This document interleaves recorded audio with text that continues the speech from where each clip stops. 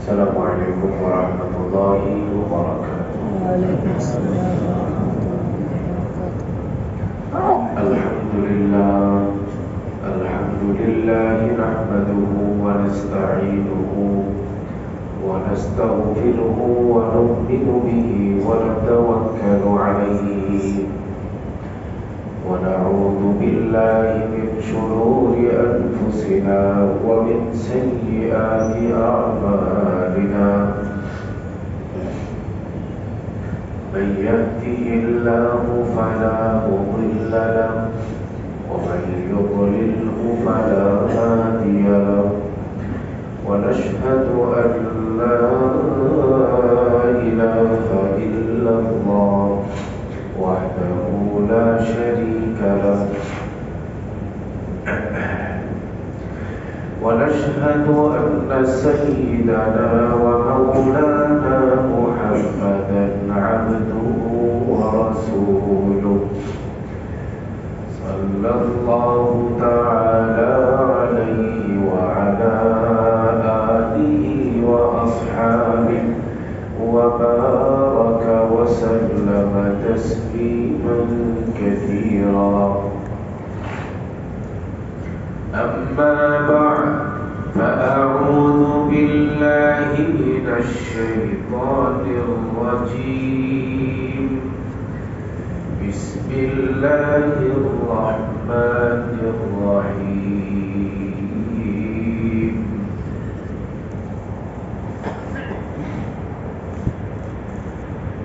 ولئن متم أو قتلتم لإلى الله تحشرون.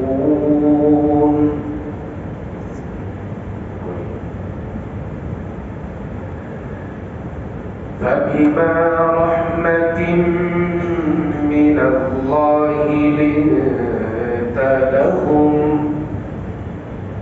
ولو كنت فظا غليظ القلب لانفضوا من حولك فاعف عنهم واستغفر لهم وشاورهم في الأمر فإذا عزمت فتوكل على الله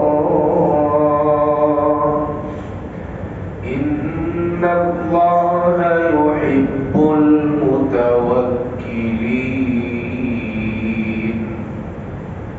إن ينصركم الله فلا غالب لكم وإن يخذلكم فمن ذا الذي ينصركم من بعده وعلى الله فليتوكل المؤمنون.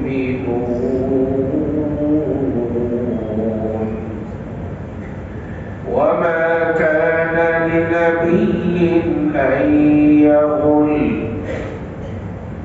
ومن يغلل يأت بما غل يوم القيامة ثم توفى كل نفس ما كسبت وهم لا يظلمون. أفمن اتبع رضوان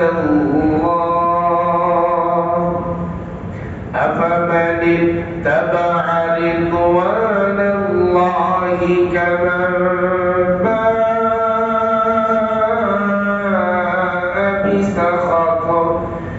بسخط من الله ومأواه جهنم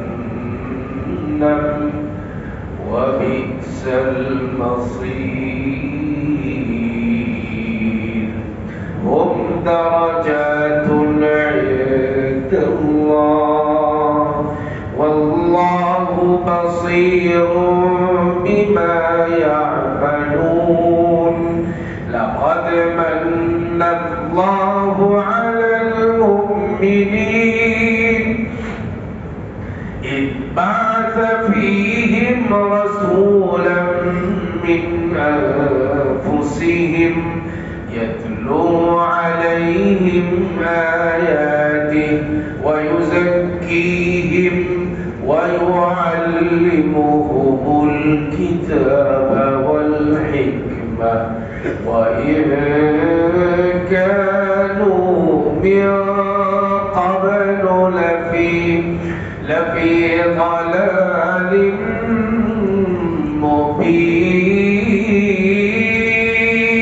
مبين أولما أصابتكم مصيبة قد أصبتم مثليها قلتم أنى هذا قل هو من عند أنفسكم إن الله على كل شيء قدير صدق الله العظيم محبت الشهيد درشل الباركولي اللهم صل على محمد وعلى آل محمد كما صليت على إبراهيم وعلى آل إبراهيم إنك حميد مجيد اللهم بارك على محمد وعلى آل محمد كما باركت على إبراهيم وعلى آل إبراهيم إنك حميد مجيد اللهم صل وسلم وبارك عليه আল্লাহ তাআলার অশেষ মেহেরবানি যে তিনি আমাদেরকে মুবারক মাসে রবিউল আউয়াল মাসে যেই মাসে রাসূলুল্লাহ সাল্লাল্লাহু আলাইহি ওয়াসাল্লামের শুভাগমন হয়েছিল সেই রবিউল আউয়াল মাসে জুমার নামাজ আদায় করবার জন্য তার ঘরে কদম রাখার তৌফিক দান করেছেন শুকর আদায় করে সকলেই বলি আলহামদুলিল্লাহ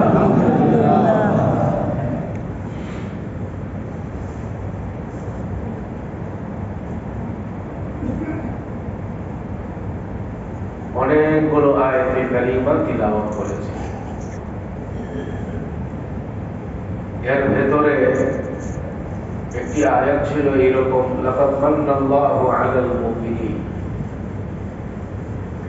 আল্লাহ তাআলা বলেন মুমিনদের উপরে আল্লাহ তাআলা দয়া করেছেন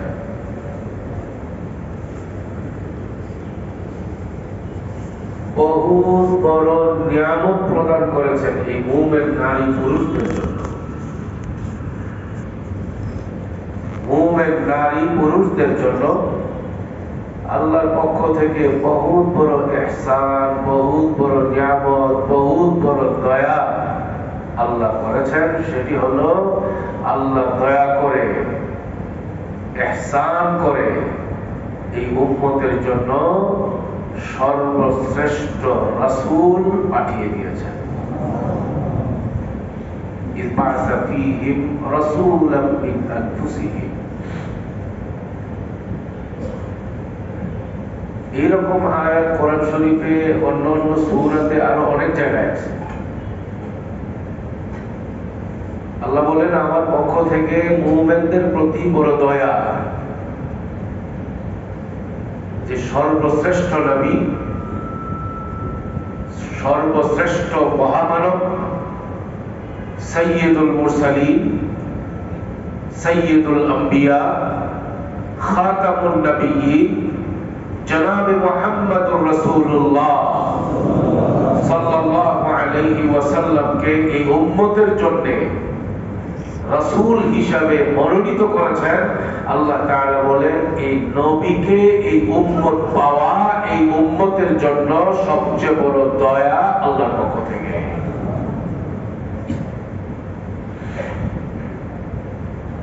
তিনি সব নবীদের ইমাম, তিনি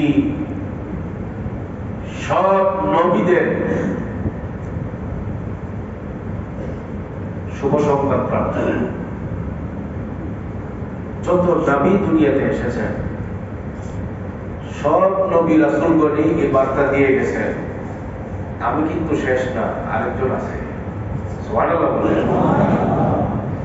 আমি কিন্তু শেষ না, আরেকজন আছে, তিনি আসবেন, তার নাম হবে আহমদ, তার নাম হবে মুহাম্মদ, তার চেহারার গঠন হবে এইরকম, তার বাবার নাম হবে এইরকম, তার জন্ম হবে এমন জায়গায়, হিজরত করে যাবেন তিনি অমুক জায়গায়। নবীজি দুনিয়াতে আসার বহু বহু বছর আগে থেকে এই পরিবেশ আল্লাহ তাআলা তৈরি করে দিয়েছিলেন। নবী রাসূলগণ যেমন বার্তা দিয়েছিলেন, যারা জ্যোতিষশাস্ত্রবিদ, সৌরবিজ্ঞানী, জ্যোতির্বিদ, এটা পারদর্শী, তারাও এই বার্তা দিয়েছিলেন নবী একজন আসবেন, তিনি সপ্ত নবী হবেন, তিনি সর্বশেষ নবী হবেন। বুখারী শরীফে মুকাদ্দিমার মধ্যেই এই হাদিসটা আছে। রোম সম্রাট বাদশাহ হেরাক্লিয়াস, বাদশাহ হেরাক্ল ৬ষ্ঠ হিজরি পার করে ৭ম হিজরির শুরুতে মুহররম মাসে ইয়ামানের হিম মুলকে শামের তার যে রাজধানী হিমস, যেটাকে এখন বলে হুমস, সেই হিমস থেকে তিনি রওনা দিয়ে বাইতুল মুকাদ্দাসে এসেছিলেন আল্লাহর শুকর আদায় করবার জন্য। পারস্যের পতন হয়েছে, রোম সাম্রাজ্যকে আল্লাহ বিজয় দান করেছিলেন। পারস্য ছিল অগ্নি পূজারীদের দল, মুশরিক। রোম সাম্রাজ্যের অধিবাসী ছিল নাসারা, ইনজিল কিতাবের অনুসারী। আল্লাহ তাআলা ৬ষ্ঠ হিজরির শেষে রোম সাম্রাজ্যের জয় জয়কার অবস্থা করে দিলেন আর পারস্যের পতন করিয়ে দিলেন। শুকর আদায় করবার জন্য বাদশা হিরাক্ল হিমস থেকে বাইতুল মুকাদ্দাসের দিকে রওনা দিলেন। তার আসার রাস্তায়, প্রতিটি রাস্তায় ফুল সজ্জা দিয়ে তাকে অভ্যর্থনা জানাইল এলাকার অধিবাসী লোকজন। আসার পরে খুশি আনন্দে ফুরফুরে মেজাজে রাষ্ট্রনায়ক হিসাবে বিজয়ী বাদশাহ বিজয়ের উল্লাস করবেন, বিজয়কে উপভোগ করবেন, এইটাই স্বাভাবিক ছিল। কিন্তু সেটা আর তার হইল না। রাতের বেলায় উনি তারকার দিকে তাকাইলেন, নজর দিলেন, আসমানের দিকে তাকাইলেন, তারকার দিকে তাকাইলেন। তাকানোর পরে ওনার অবস্থা খুব খারাপ হয়ে গেল। ওই এই কি দেখা যায়, অবস্থা তো খারাপ। শুইছেন, ঘুমাইলেন, ঘুম থেকে উঠছেন, চারপাশের যারা রাষ্ট্রের গুরুত্বপূর্ণ ব্যক্তিরা তারা সবাই মিলে বলল, মহামান্য, আপনার চেহারা তো অস্বাভাবিক মনে হচ্ছে, আপনি মনে টেনশনে আছেন, বড় ভয়ানক অবস্থায় আপনি আছেন, কি কোনো হইল নাকি? তখন তিনি বললেন যে হইল কি, আমি রাতে আসমানের তারকায় নজর দিয়ে আমি রেজাল্ট মিলাইলাম, আমার মনে হচ্ছে হত্যাকারীদের বাদশা জয়লাভ করেছেন এবং তার হাতে আমার রাজত্ব চলে যাবে, আমার রাজত্বের পতন হবে, তিনি বিজয়ী হবেন, এক পর্যায়ে আমার এই রোম সাম্রাজ্য পর্যন্ত তিনি দখল করে নেবেন, হত্যাকারীদের বাদশা। তারকায় নজর দিয়ে আমি দেখতে পাইলাম, একদিকে উনি ছিলেন জ্যোতিষী, আবার আরেক দিকে উনি তারকায় দৃষ্টি দিয়ে বিভিন্ন গবেষণামূলক গায়েবী খবর তিনি বলার দাবি দাওয়া করতেন। তিনি বললেন, আমার জন্য, আমার রাষ্ট্রের জন্য, রূপ সাম্রাজ্যের জন্য এই মুহূর্তে আমি কি কিসের বিজয়ের সেলিব্রেট করব? আমি তো এখন পতনের আশঙ্কা করছি, হত্যাকারীদের বাদশা আমার রাজত্ব দখল করে নেবে। দেখো তো, আমার এই রাজত্বের ভিতরে আশপাশে হত্যা করে এরকম কোন জাতি আছে নাকি? সবাই বলল, বাদশা লা ইউহিম্মান্নাকা শানুহু, হত্যাকারীদের নিয়ে টেনশনের কোনো কারণ নাই, এরা তো ইহুদি জাতি, বাইতুল মুকাদ্দাসের আশপাশেই তাদের বসবাস, আমাদের রাষ্ট্রের অধীনে বসবাস করে। আপনি শুধুমাত্র রাষ্ট্রীয় ফরমান জারি করে দেবেন, রাষ্ট্রকে নিরাপদ করবার জন্য যত ইহুদি জাতি আছে সবাইকে একসঙ্গে হত্যা করে ফেলব। ক্ষমতার লোভ যারে পায়, ও কিন্তু ক্ষমতায় টিকে থাকার জন্য যা খুশি তাই করতে প্রস্তুত থাকে, প্রয়োজনে পৃথিবীর সবাইকে মেরে ফেলতেও তার কোনো অসুবিধা হয় না। এই কথাগুলো বুখারী শরীফে শব্দের মধ্যেই আছে, সরাসরি হাদিসের। বাদশা অর্ডার করেন, সব ইহুদি যারা মুসলমানি করে, খতনা করে, খতনা বুঝেন না, এই খতনা সবাইকে রাষ্ট্রীয় ফরমান দিয়ে হত্যা করে দিলেই আপনি নিরাপদ, রাষ্ট্র নিরাপদ। তিনি মাত্র ফরমান জারি করবেন, মাত্র ফরমানটা জারি করবেন, যত ইহুদি গোষ্ঠী আছে সবাইকে হত্যা করে দাও, তারা আমার রাষ্ট্র দখল করে নেবে, তারা খতনাকারী, তারাই তাদের মধ্য থেকে খতনাকারীদের বাদশার উত্থান হবে।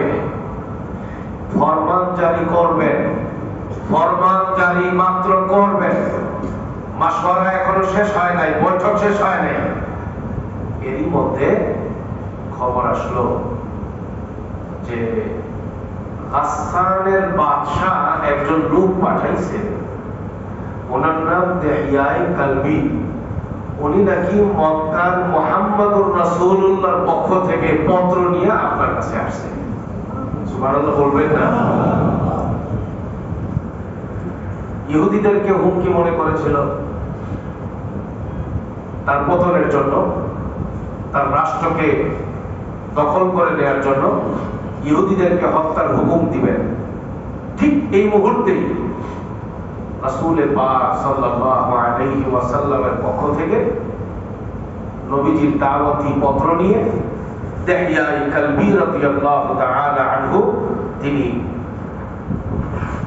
তিনি নবীজির দরবারে গিয়া পৌঁছালেন। নবীজির দরবারে পৌঁছালেন, দেহিয়ায়ে কালবির দরবারে পৌঁছালেন। মুহররম মাসের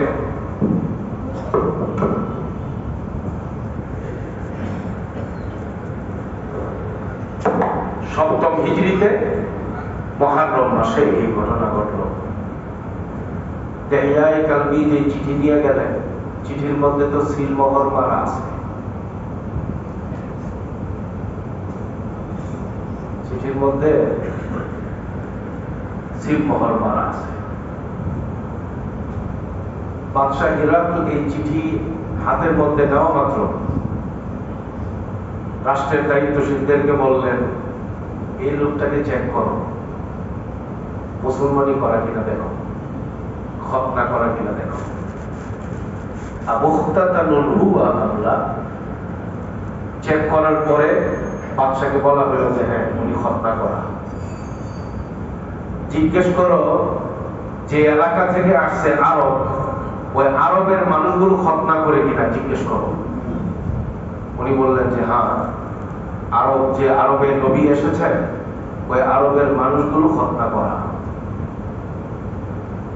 বাদশাহ হিরাকুল বললেন কি ইহুদি টিহুদি নিয়ে বাড়াবাড়ি করো, মালিকুল খিতান খতনাকারীদের বাদশাহ বলতে যাকে আমি তারকার মধ্যে দেখতে পেয়েছি যে খতনাকারীদের বাদশাহ জয়লাভ করবে, তার পতাকা আমার রাজত্বে উড্ডীন হবে, এর দ্বারা বোঝা যায় ইহুদি সম্প্রদায় নয়, বরং এই মুহাম্মদুর রাসূলুল্লাহ সাল্লাল্লাহু আলাইহি ওয়াসাল্লামকে আমি আসমানের তারকার মধ্যে দেখতে পেয়েছি। গবেষণা করে যে তিনি সত্য নবী, তার আগমন হয়েছে, তিনি জয়লাভ করবেন এবং তিনি আমার রাষ্ট্র পর্যন্ত তার পরিধি বিস্তার লাভ করবে, আমার পতন হবে।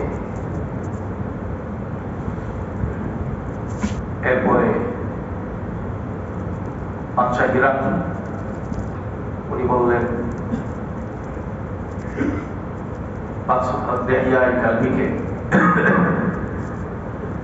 দেখি পত্র দাও।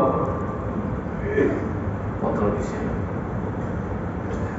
এর মধ্যে নবী লেখছে মিন মুহাম্মাদিন আবদিল্লাহি ওয়া রাসূলিহি ইলা আযীমির রূম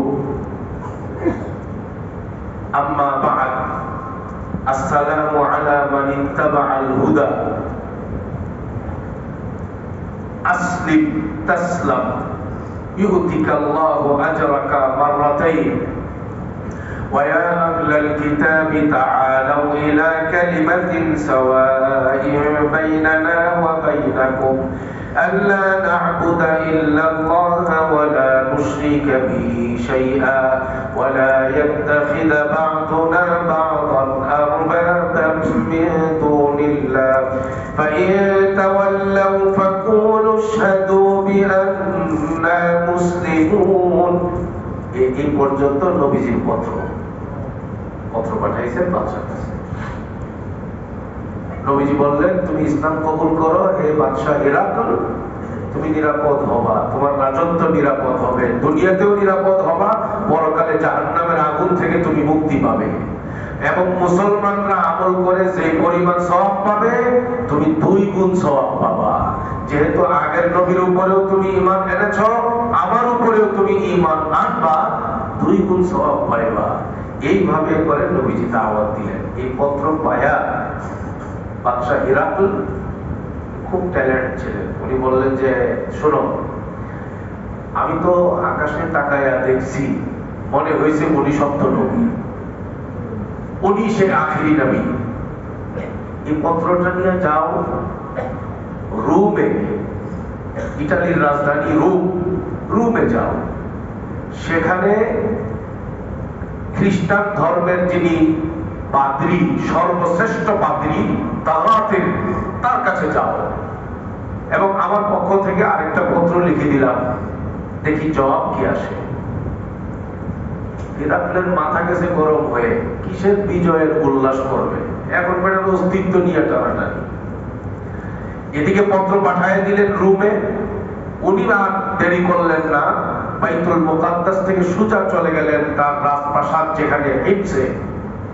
সেখানে পৌঁছানো মাত্রই এই পত্র নিয়ে, জবাবি পত্র নিয়ে বাদশাহ হিরাকুলের কাছে গিয়ে হাজির হযরতে দিহিয়া কালবি রাদিয়াল্লাহু তাআলা আনহু। উনি শুধু চক্কর খাইতেছেন নবীজির পত্র নিয়ে। জবাব চলে গেল তার কাছে।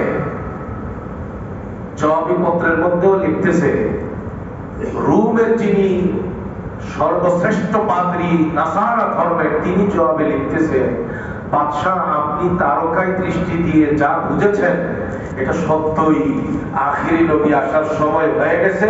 যে পত্রের কথা বলছেন আমার মনে হয় উনি সেই আখিরি নবী, তিনি সত্য, তার ধর্ম সত্য, তার ইসলাম সত্য। এই কথা বলে তারপরে জবাবি পত্র পাঠিয়ে দিলেন বাদশাহ হিরাকুলের কাছে। বাদশাহ হিরাকুলের কাছে যখন তার রাজপ্রাসাদের মধ্যে নবীর পত্রও পৌঁছে গেল, আবার নাসারা ধর্মের সর্বোচ্চ ধর্মগুরু যিনি তার জবাবও যখন পৌঁছে গেল, উনি চিন্তা করলেন তাইলে তো এবার বিরাট সুযোগ, যে আমার গবেষণায় ধরা পড়লো তিনি আখিরি নবী, আমার দেশের সর্বোচ্চ ধর্মগুরু যিনি, তার বক্তব্য আমার সঙ্গে মিলে, তিনিও লিখেছেন যে হ্যাঁ উনি সত্য নবী। তাইলে তো দেশের জনগণের সামনে এটা প্রচার করে দিলে আমার মনে হয় নবীর অনুসরণ করলে তাইলে ইসলামের ইসলামও পাইলাম, রাষ্ট্রের রাষ্ট্রটাও টিকে গেল, ক্ষমতাও নিরাপদ হয়ে গেল। তিনি ঘোষণা দিলেন যে আমার রাজপ্রাসাদের প্রত্যেকটা কামরায় দেশের সর্বোচ্চ গুরুত্বপূর্ণ ব্যক্তিদেরকে আসতে দাও। রাজপ্রাসাদের চতুর্দিকে সংসদ ভবনের মতো করে কামরা বানানো ছিল, সেই কামরার মধ্যে গুরুত্বপূর্ণ ব্যক্তিদেরকে বসানো হইল, রাষ্ট্রীয় ফরমান জারি করে দেওয়া হলো, প্রত্যেকটা কামরার বাহির দিয়ে লক করে দাও, কথা বক্তব্য মনোভূত না হইলে দরজা ভাগ্যে যেন বের হইতে না পারে, বাইরে গিয়ে মিছিল করবে, আমার বিরুদ্ধে উশৃঙ্খলা আচরণ করবে, সামাল দেওয়া যাবে না, এই জন্য বাইরে দিয়ে দরজা বন্ধ করে দাও।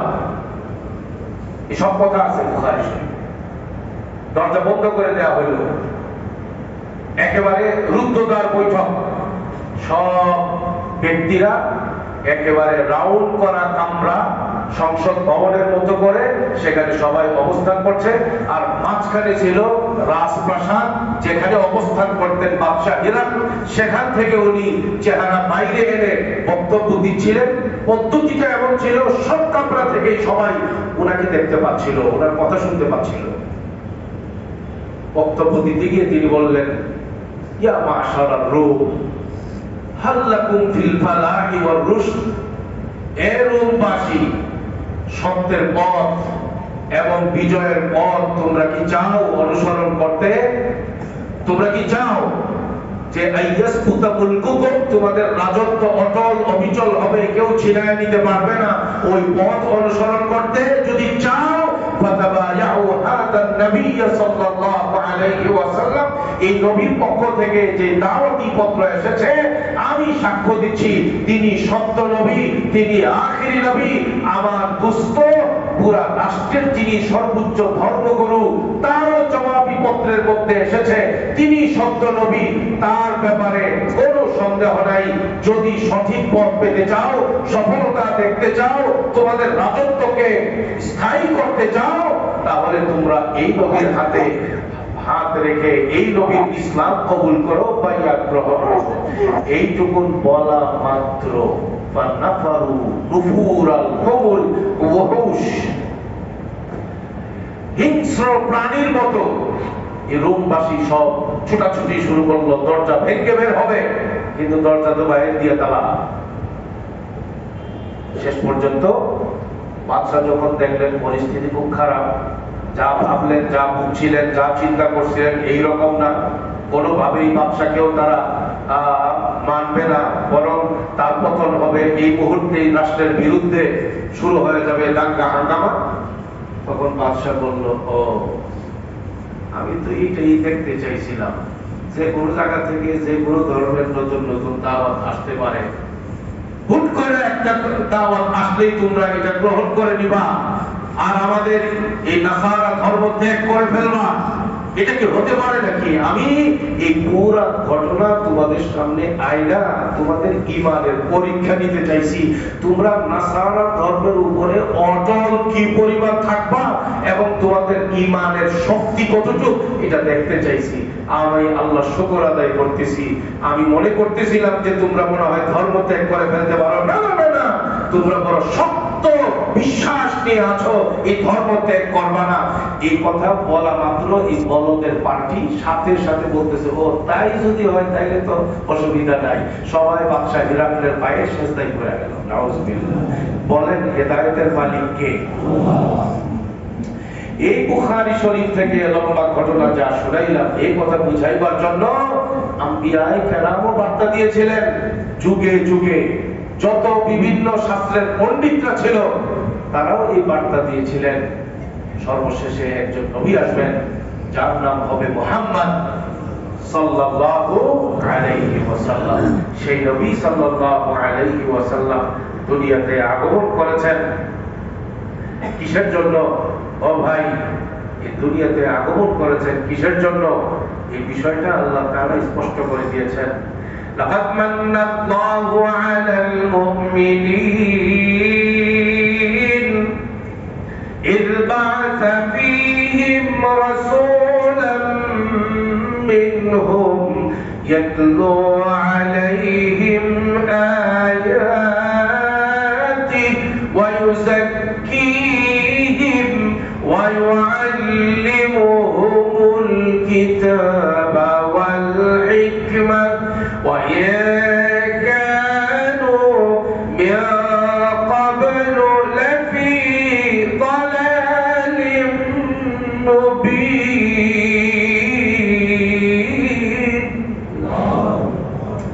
আল্লাহ তাআলা বলেন, এই নবীকে আমি আল্লাহ এই মুমিনদের কাছে, এই জাতির কাছে পাঠাইছি কিছু দায়িত্ব দিয়ে। এই দায়িত্বগুলো একটা হলো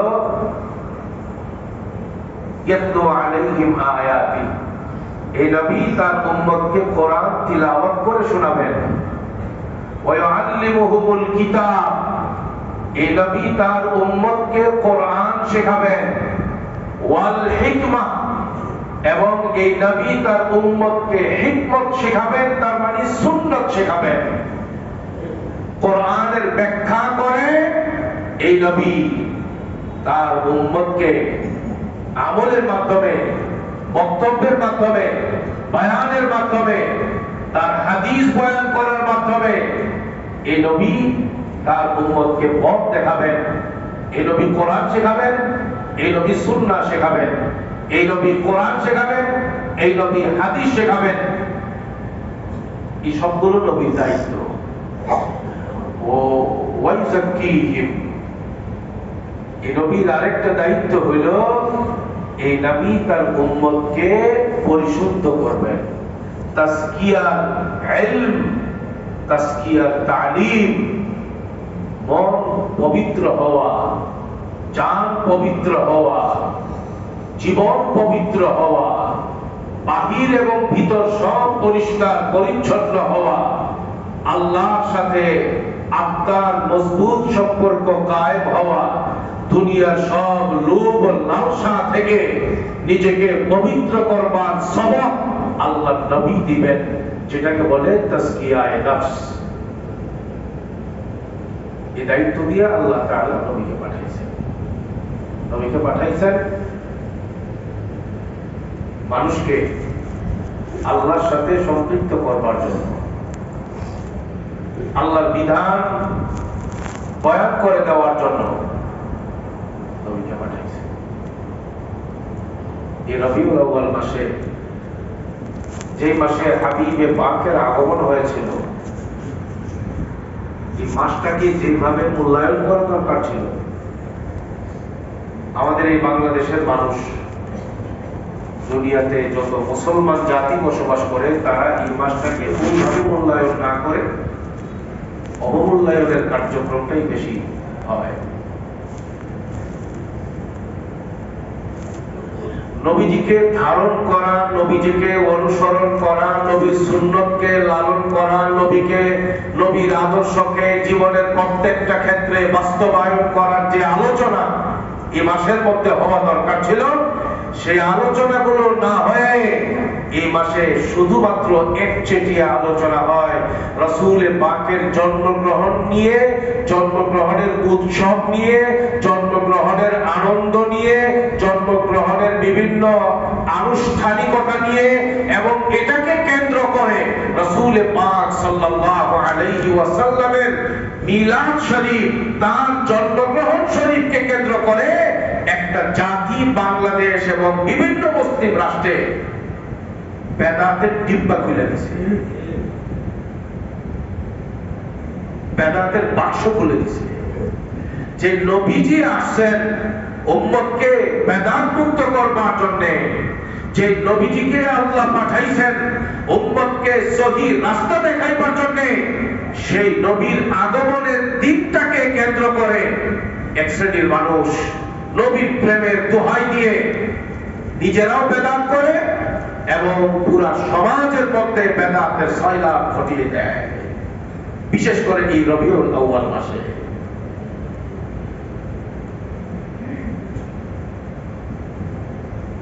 নবীজি আসছেন কোন দিন, সেই ব্যাপারে অনেকগুলো মতামত।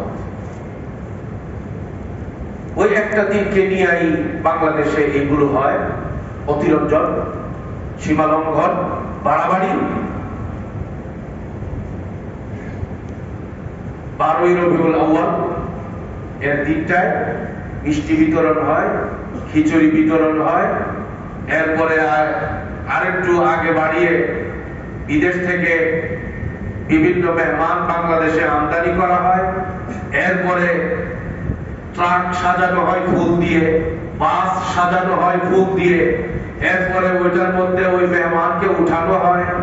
এরপরে ইয়া নবী সালামু আলাইকা বলে স্লোগান দিতে দিতে এই হাজার হাজার লক্ষ লক্ষ মানুষের ওই দিনে আনন্দ উৎসবের মিছিল হয়, যেটাকে বলে জশ্নে জুলুস। সেই জশ্নে জুলুসের মিছিল হয়। বাংলাদেশে তো পরিস্থিতি এমন হইতেছে যে এই শুধুমাত্র নবীজির আগমনের দিনটাকে কেন্দ্র করে এই উৎসবের পরিমাণ এত বাড়তেছে যে এর বাইরে নবীজির অন্য কোনো আলোচনা করার সুযোগও থাকবে না। রাজারবাগ নামে একটা বন্ডদের দরবার আছে। এই রাজারবাগের মধ্যে আপনি দেখেন রাস্তার মুড়ে মুড়ে লেখা আছে নবীর আগমন উপলক্ষে 90 দিন ব্যাপী মিলাদ মাহফিল।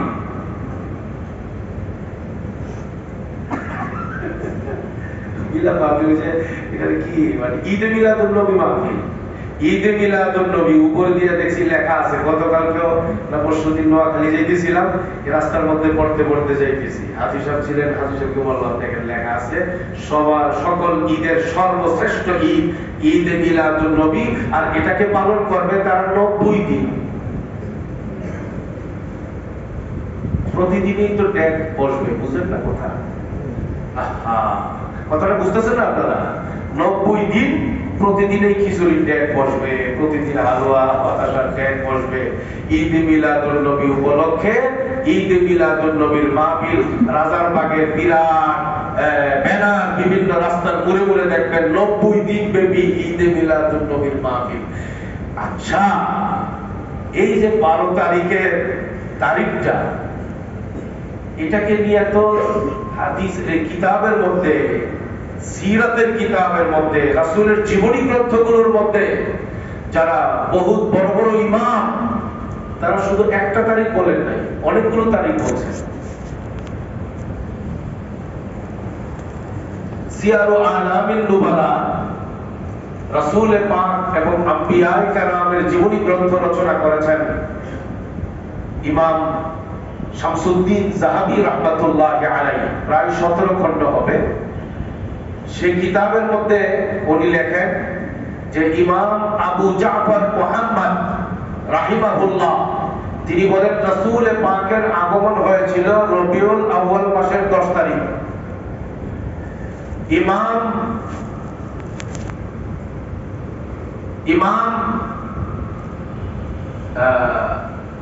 আবু মাশার নাজিহ তিনি বলেন রাসূল পাকের জন্ম হয়েছিল রবিউল আউয়াল মাসের 12 তারিখ। ভারত এবং উপমহাদেশের মধ্যে একজন বিখ্যাত আলেম ছিলেন হযরত আল-আল্লামা মুহাম্মদ সুলাইমান মানসুরপুরি রাহমাতুল্লাহি আলাইহি। তার বিখ্যাত সিরাত গ্রন্থ আছে রাহমাতুল লিল আলামিন নামে। ওই গ্রন্থের মধ্যে তিনি বলেন রাসূল পাকের জন্ম হয়েছিল রবিউল আউয়াল মাসের 9 তারিখ। কি বুঝলেন? নবীজির জন্মগ্রহণ হয়েছিল 12 তারিখে। এটা কি ঐক্যবদ্ধ কোনো মতামত না। একটা মত হলো 9 তারিখ, আরেকটা মত হলো 10 তারিখ, আরেকটা মত হলো 12 তারিখ। বুঝা থাকলে বলেন রাসূল পাকের জন্মের ব্যাপারে, জন্মের দিনের ব্যাপারে, তারিখের ব্যাপারে মতামত একটা না তিনটা? 9, 10, 12। এবার আপনি আসেন ইমাম আবু মুহাম্মদ আদ-দিময়াতি রাহিমাহুল্লাহ তিনি বলেন যারা বলেন নবীর জন্ম হয়েছিল 9 তারিখ তাদের কথা সঠিক নয়। যারা বলেন নবীর জন্ম হয়েছিল 12 তারিখ তাদের এই মতামত সঠিক নয়। সঠিক মতামত হইল নবী পাকের জন্মগ্রহণ হয়েছিল রবিউল আউয়াল মাসের 10 তারিখ। তো 12 তারিখের জশ্নে জুলুস কি টিকলো না ফাও গেল? এসব কথার মানে হইল যে রাসূল পাক সাল্লাল্লাহু আলাইহি ওয়াসাল্লাম নিজে এবং তার সাহাবায়ে কেরাম জন্মদিন পালন করার বিষয়টাকে গুরুত্বই দেন নাই। জন্মদিন পালন করতে হবে, জন্মদিন পালনের জন্য রাস্তার মোড়ে মোড়ে গেট লাগাইতে হবে, জন্মদিন পালন করবার জন্য জশ্নে জুলুসের মিছিল বের করতে হবে, জন্মদিন পালন করবার জন্য ওই দিনে গরু কাটতে হবে, খিচুড়ি রান্না করে বিতরণ করতে হবে, অন্তত আমিত্তি বাতাসা জিলাপি বিতরণ করতে হবে, আচার আনুষ্ঠানিকতা লাল নীল বাতি লাগায়া বিভিন্ন রকমের কালারিং প্রোগ্রাম করতে হবে। এই রকম কোন উৎসবের চিন্তা সাহাবাদের মধ্যেও ছিল না। আল্লাহ নবী সাল্লাল্লাহু আলাইহি ওয়াসাল্লাম তার এই জন্ম পালনের, জন্ম অনুষ্ঠান পালনের এই রকম গুরুত্ব নবীজি দেন নাই তার জীবনে।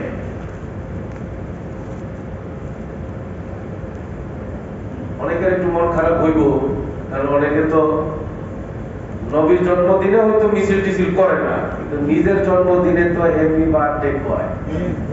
এজন্য একটু মন খারাপ হইব আর কি, কিছু করার নাই। হ্যাপি বার্থডে টু ইউ কয় না, মোমবাতি আগরবাতি লাগায়া। তাসির রাসূল ওয়া আনতা তুযহিরু হুব্বাহু ওয়া হাযা লাফিল ফিআলি বাদিউ। আরবিতে একটা কবিতা আছে, তাসির রাসূল ওয়া আনতা তুযহিরু হুব্বাহু ওয়া হাযা লাফিল ফিআলি বাদিউ। তু কো যাও সুন্নতে আহমদ কো যাও বা মোহাম্মদ कै बुअद निस्बत तुरा। तो को जाओ सुन्नते अहमद को जाओ बा मोहम्मद कै बुअद निस्बत तुरा। আল্লাহ নবী সাল্লাল্লাহু আলাইহি ওয়াসাল্লাম এই জন্ম অনুষ্ঠান, বার্থডে পালনের অনুষ্ঠান আল্লাহ নবী করেন নাই, হযরত আবু বকর করেন নাই, হযরত ওমর করেন নাই, হযরত ওসমান করেন নাই, হযরত আলী করেন নাই। বাহ্যিক বিভিন্ন রকমের যে জমকালো অনুষ্ঠান, ইয়া নবী সাল্লাল্লাহু আলাইহি গ্রুপ, যারা বাংলাদেশে মাজার পার্টি, এই দেওয়ানবাগি, আটরশি, রাজারবাগি, খড়গপুরের কেল্লা, এরপরে কুমিল্লার ল্যাংটাসা, এরপরে ওই এটাকে কি বলে গাজীপুরের সাতখামার এলাকার খাজা বাবা কুত্তাসা, এরপরে ওই যে চিটাগাঙ্গের মুরাদপুর এলাকার খাজা বাবা বদনাসা। আপনারা কিন্তু অবস্থা মনে করেন না, যা বলতেছি সব দেখে দেখে কইতেছি।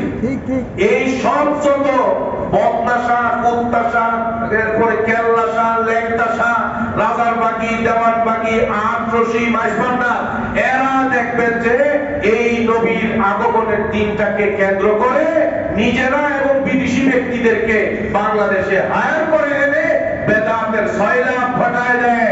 আমি আপনাদেরকে জিজ্ঞেস করে জানতে চাই, যে নবী এই রকম আচার অনুষ্ঠান করেন নাই, যে নবীর সাহাবারা এই রকম রাসূল পাকের জন্মকে কেন্দ্র করে এই রকম জমকালো অনুষ্ঠান জশ্নে জুলুস করেন নাই, সেই রকম অনুষ্ঠান নবীর মিলাদের নাম দিয়ে, ইশকের নাম দিয়ে করলে এটা কি সুন্নাত হবে না বেদাত হবে?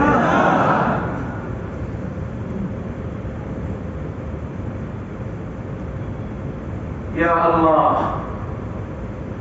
সবাই করুক, আমরা বুঝাবো। আমাদের সিদ্ধান্ত হতে হবে সবাই বেদাতি হয়ে গেলেও আমি হব না, ইনশাআল্লাহ। ইনশাআল্লাহ বলেন, ইনশাআল্লাহ। অনেকে মন খারাপ করে বলেন হয়তোবা মনে মনে যে যেটা করতেছে করুক না, এই অমুকের বিরুদ্ধে তমুকের বিরুদ্ধে এগুলো বলার দ্বারা নিজেদের মধ্যে মন কালাকালি দর কষাকষি হয়, এইরকম চিন্তা করার কোন সুযোগ নেই ইসলামের মধ্যে। কেন নাই? এই ব্যাপারে একটা হাদিস বলে শেষ করতে চাই। হযরত ইরবাদ ইবনে সারিয়া রাদিয়াল্লাহু তাআলা আনহু তিনি বলেন যে একদিন সাল্লা বিনা রাসূলুল্লাহ সাল্লাল্লাহু আলাইহি ওয়াসাল্লাম নবীজি আমাদেরকে নিয়ে নামাজ আদায় করেছেন। এরপরে সুম্মা আকবালা আলাইনা আমাদের দিকে রূপ করে বয়ান দিলেন। ওয়াযানা রাসূলুল্লাহ সাল্লাল্লাহু আলাইহি ওয়াসাল্লাম মাউইযাতান বালিগাতান জারাফাত মিনহা আল-উয়ুন ওয়া ওয়াজিলাত মিনহা আল-কুলুব فقال قائل كأن هذه موعظة مودع يا رسول الله فماذا تعهد إلينا؟ فقال أوصيكم بتقوى الله والسمع والطاعة وإن تأمر عليكم عبد حبشي فإنه من يعش بعدي فسيرى اختلافا كثيرا فعليكم بسنتي وسنة الخلفاء الراشدين المهديين تمسكوا بها وعضوا عليها بالنواجذ وإياكم ومحدثات الأمور فإن كل محدثة بدعة وكل بدعة ضلالة وفي رواية النسائي وكل ضلالة في النار। সবটা লম্বা একটা হাদিস, যে হাদিসটা আপনাদেরকে শুনাইলাম আবু দাউদ শরীফে আছে, তিরমিজি শরীফে আছে, মুসনাদে আহমদের মধ্যে আছে, আর শেষ অংশ শেষ বাক্যটা নাসাই শরীফের মধ্যে আছে। হযরত ইরবাদ ইবনে সারিয়া রাদিয়াল্লাহু তাআলা আনহু বলেন আল্লাহর নবী আমাদেরকে নামাজের পরে বয়ান শুনাইলেন, এমন হৃদয়গ্রাহী বয়ান শুনাইলেন আল্লাহ মনে হয় যেন একটা মানুষ দুনিয়া থেকে বিদায় নেওয়ার সময় বিদায়ী গুরুত্বপূর্ণ ওসিয়তগুলো যেভাবে করে যান এইভাবে উনি নসিহত করলেন আমাদেরকে। আমাদের চোখ দিয়ে ঝরঝর করে পানি পড়তেছিল। আর এই বয়ান শোনার পরে আমাদের হৃদয়ে আল্লাহর ভয়ে কম্পন সৃষ্টি হয়ে গিয়েছিল।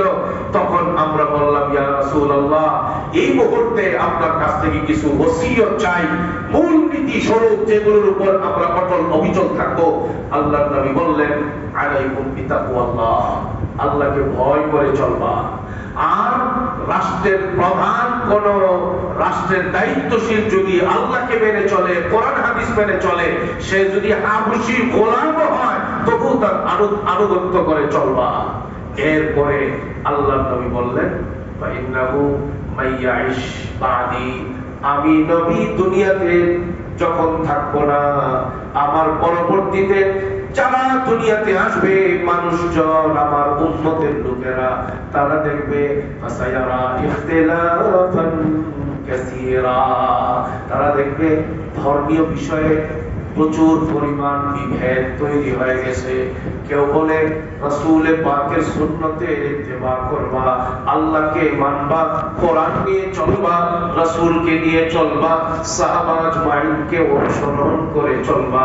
আবার কেউ বলবে না আল্লাহকে মানবা কিন্তু নবীকে মানার দরকার নাই, হাদিস মানার দরকার নাই। আল্লাহ তাআলা নবীকে পাঠাইছেন যে জিম্মাদারি দিয়া, ওই জিম্মাদারি মানার দরকার নাই। এরকম বিভেদ বাংলাদেশে আছে না নাই? বলেন আল্লাহ নবী ডাক দিয়ে বললেন শোনো, আমার পরে যারা দুনিয়াতে আসবে তারা বিভেদ দেখবে চোখের সামনে। কেউ বলবে কোরআন বলে আখেরি নবী, সর্বশেষ নবী আমার নবী, এই নবীর পরে আর কোন নবী নাই। কেউ যদি এটাকে বিশ্বাস না করে তার ঈমান নাই। কথা বলেন ঠিক কিনা? আবার আরেক গ্রুপ বলবে আমরা কিন্তু ইসলামের প্রচার করছি, তবে আমাদের নবী সর্বশেষ নবী না, বরং আমাদের নবীর পরে গোলাম আহমদ কাদিয়ানী আরেকজন নবী। বলেন না, আছে না নাই? কথা বলেন না। বাংলাদেশে বিভেদ তৈরি হয়েছে কি হয়েছে না? বলেন না। আল্লাহর নবী বলেন শোনো, ফাইন্নাহু মাইয়াইশ ফাসায়ারা ইখতিলাফান কাসীরা, আমার পরে যারা দুনিয়াতে আসবে তারা দেখবে একদল খারিজি, একদল রাফিজি, একদল কবর পূজারী, আল্লাহর কুদরতি পায়ে মসজিদেও সেজদা দেয়, আবার পীরের পায়েও সেজদা দেয়, কবরে গিয়েও সেজদা দেয়। এরকম সেজদাওয়ালা লোক আছে না? কোন দিকে যাবো? কেউ বলে কাদিয়ানী ধর্ম গ্রহণ করো, আল্লাহকে মানবা। কেউ বলে হাদিস অস্বীকারী আহলে কোরআনের দলে আসো আল্লাহকে পাইবা। আবার কেউ বলে কোথাও গিয়া মুক্তি নাই, কোথাও গিয়া মুক্তি নাই, জান্নাতি হতে পারবা না, শুধুমাত্র আমাদের সেলিম হিজবুত তাওহীদের মধ্যে আয়েশা দাখিল হয়ে যাও, জান্নাতি হইবা। বলে না, আছে না? আছে। যে সেলিম বলে হ্যাঁ গায়করা গান গাইবে, শিল্পীরা অভিনয় করবে, এটাই হলো আল্লাহর রাস্তায় সর্বশ্রেষ্ঠ ইবাদত, এটা আল্লাহর রাস্তার জিহাদ। নাউজুবিল্লাহ বলবেন না। এই সেলিম কি কুলাঙ্গার সেলিম নয়। সেলিম বলে হ্যাঁ খ্রিস্টানরা কাফের কোরআনের কোন জায়গায় আছে, হিন্দুরা কাফের কোরআনের কোন জায়গায় আছে? দাড়িওয়ালা কি কাফের হইতে পারে না? হজ করে কি মানুষ কাফের হইতে পারে না? হ্যাঁ, হিন্দুরা কি মুত্তাকি হইতে পারে না? একবার এক ভাব নিয়ে কয় পারে পারে। হিন্দুরা বলে মুত্তাকি হইতে পারে পারে। ঈমান আছে না গেছে? কথা বলেন না কেন ভাই? বলেন না, এই বিভেদ বাংলাদেশে আছে না? কথা বলেন না। হাবিবে পাক বলছেন আমার পরে দেখতে পাইবা শরীয়ত নিয়ে বিভেদ তৈরি হয়ে গেছে, ঈমানের ব্যাখ্যা নিয়ে বিভেদ তৈরি হয়ে গেছে। শোনো, যখন দেখবা বিভিন্ন রকমের বিভেদ তৈরি হয়ে গেছে, এমনকি তাবলীগ নিয়েও বিভেদ তৈরি হয়েছে। এক তাবলীগ হইল যারা আলেম ওলামাদের মাশওয়ারা নিয়ে চলে, আর আরেক তাবলীগ হইল যারা আলেমদেরকে খুন করবার জন্য ইস্তেমার মাঠে গিয়া জবাই করে। এটা হলো সাতপন্থী তাবলীগ। 24 সালে রাত্রে 2টা-2:30টার সময়ে ঘুমন্ত সাথীদেরকে 3 জনকে ঠান্ডা মাথায় খুন করছে সাতপন্থীরা। তাদের নামে মামলা আছে, চার্জশিট হওয়ার পথে। এরা মামলা করে তাবলীগ করে, মানুষকে খুন করে জবাই করে তাবলীগ করে। 3 জনকে ঠান্ডা মাথায় ইস্তেমার মাঠে ঘুমন্ত অবস্থায় খুন করে ফেলেছে। কথা বুঝতেছেন? এই মসজিদে কিছু আছে সাতপন্থী, এরা আমার নামে মামলা দিছে। এই মামলা চলমান, আমার নামে মামলা দিছে এখানে তাবলীগ করতে। চিন্তা করতে পারে এগুলো হারাম। বলেন না, বিভেদ আছে না নাই? বলেন না। এখন আপনি কি সবগুলোতে গিয়া কি আপনি আল্লাহরে পাইবেন? বলেন না। সবগুলোতে গিয়া কি আল্লাহরে পাওয়া যাবে? সবগুলোতে যাওয়া যাবে না একটা? বলেন না, সবগুলো না একটা? আল্লাহর নবী বলছেন ফালাইকুম বিসুন্নতি ওয়া সুন্নাতিল খুলাফায়ে রাশিদিন আল মাহদিয়িন। আল্লাহর নবী বলেন যখন বিভেদ দেখবা, কেউ ডাইনে কও, কে বামে কয়, কেউ আত্মশীল কথা কও, কেউ মাসবাইন্ডারের কথা বলে, কেউ বেদাতি কার্যক্রমের কথা বলে, কেউ কুফরি কার্যক্রমের কথা বলে, ওই রকম বিভেদ যখন দেখবা, আল্লাহর নবী বলেন তখন নাজাত পাওয়ার জন্য রাস্তা শুধু একটাই হবে, সেটা হলো ফালাইকুম বিসুন্নতি ওয়া সুন্নাতিল খুলাফায়ে রাশিদিন আল মাহদিয়িন। আল্লাহর নবী বলেন তখন তোমাদের পথ এবং পদ্ধতি একটাই হবে, কোরআন মানার জন্য, কোরআন বুঝার জন্য, ঈমানের উপরে থাকার জন্য, হাদিস এবং সালাত কায়েমের জন্য, শরীয়ত মানার জন্য, আল্লাহর সকল বিধান কায়েমের জন্য একটি মাত্র পথ হইল আমি নবীর সুন্নতের অনুসরণ করবা, আমার আদর্শের অনুসরণ করবা এবং আমার পরবর্তী খুলাফায়ে রাশিদিন যারা আসবে তাদের ফতোয়া, তাদের বক্তব্যের অনুসরণ করবা। শুধু এতটুকু নেই বলে থামেন নাই, নবীজি আরেক হাদিসের মধ্যে বলেন শোনো 72 দল যাবে জাহান্নামে, একটি মাত্র দল যাবে জান্নাতে। হাবিবে পাক বলেন ওই একটি মাত্র দল হবে কারা জানো? মা আনা আলাইহি ওয়া আসহাবি, আমি নবীর আদর্শের অনুসরণ যারা করবে আর আমার সাহাবাদেরকে যারা শরীয়তের দলিল মেনে অনুসরণ করবে তারা জান্নাতি হবে। আল্লাহ মানি, নবী মানি, সাহাবাদেরকে আমরা মর্যাদাশীল জাতি মানি, কিন্তু শরীয়তের দলিল মানি না, এই কথা যদি বলে সে গুমরাহ, সে পথভ্রষ্ট। আল্লাহর কথা শরীয়তের সর্বোচ্চ দলিল, কোরআনে বলা না গেলে দ্বিতীয়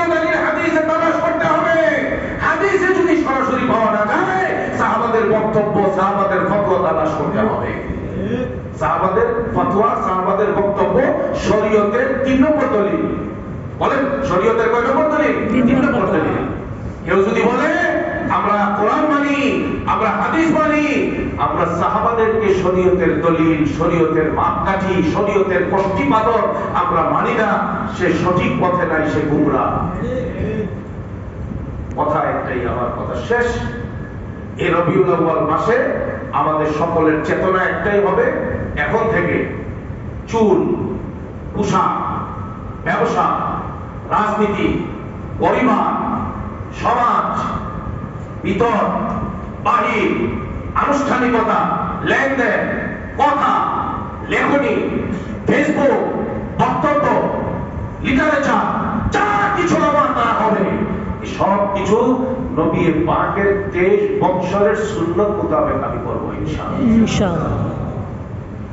বাস আল্লাহ তাআলা আমাদের সবাইকে আমল করার বুঝার তৌফিক দান করেন।